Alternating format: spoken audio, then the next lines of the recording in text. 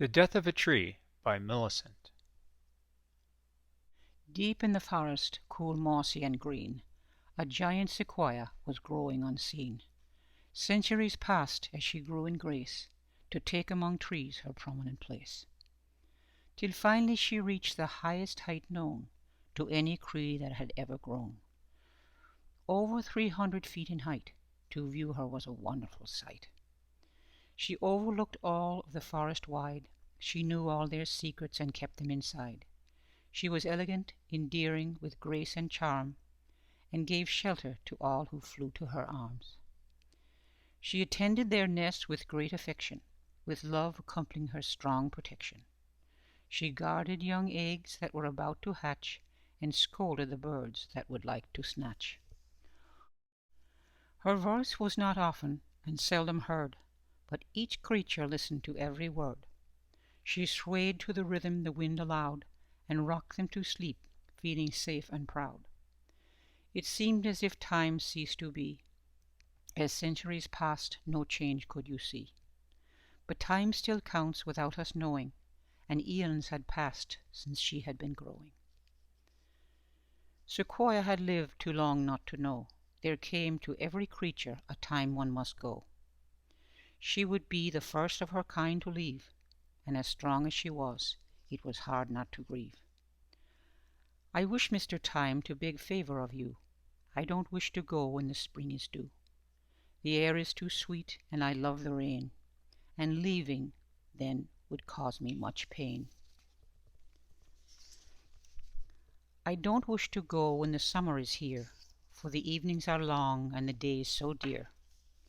My birds are so happy all the day that they sing, and to leave them would be too hard a thing. Don't ask me to leave when the fall comes round. I'd miss seeing the leaves as they dance to the ground. The mountains alive, so vibrant and bright. Don't ask me to miss that precious sight. If you favour my request, I'll go with you in winter to rest. I'll lie down to be covered with snow. In this way I'd mind least to go. Mr. Time was unkind at best, and seldom granted a request.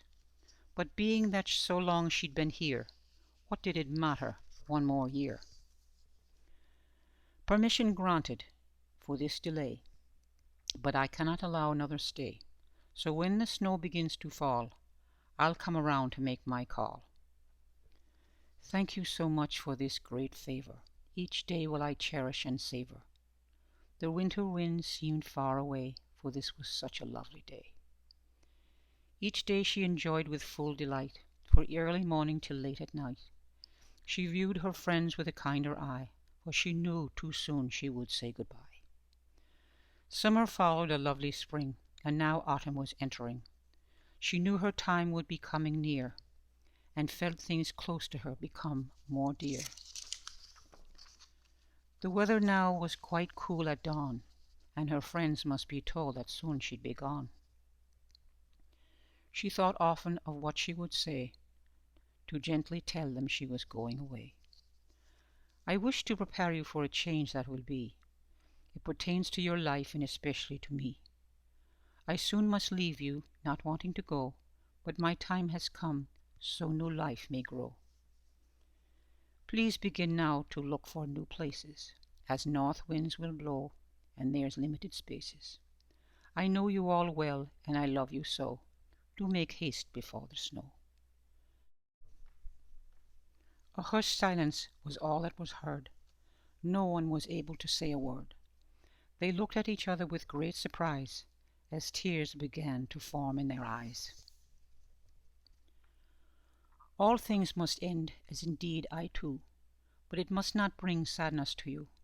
Youth is to take, middle years to share, and age must give back with concern and care. Please begin in a week or two.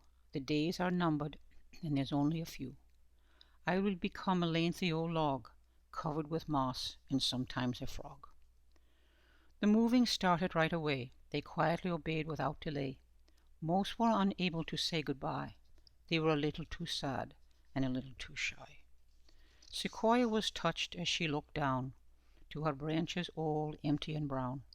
She felt a movement, and surprised to see that there was one bird left in the tree. "I feel as old and tired as you. Please let me stay and go with you. I am not able to fly away and leave you alone to face that day. Remember the storms that we did weather, and we somehow did remain together. Even if your answer is no, I'm your friend, and I will not go." Sequoia was not able to say. Her heart was sad and heavy that day. She caressed her friend in a loving way, and looked at the sky that was turning grey. Chill winds whipped down from the north. A fierce storm would be coming forth. The snow began to dance and fall, and Mr. Time soon would make his call. The wind whistled, and the snow now was deep. There was a great crack, and she fell to her sleep. Soft in the snow she laid on the ground, her friend asleep also, with her limbs around. There was a large empty space in the sky, but as soon it would fill as time went by. And when the winter returned to spring, Sequoia would be doing another thing. She would give back more in return, nourishing new life and growing fern. Her life would flow into balsam and birch, completing the cycle of nature's search. Deep in the forest, cool, mossy, and green, there's a sight that is often seen: a very large and empty log, covered with moss and sometimes a frog.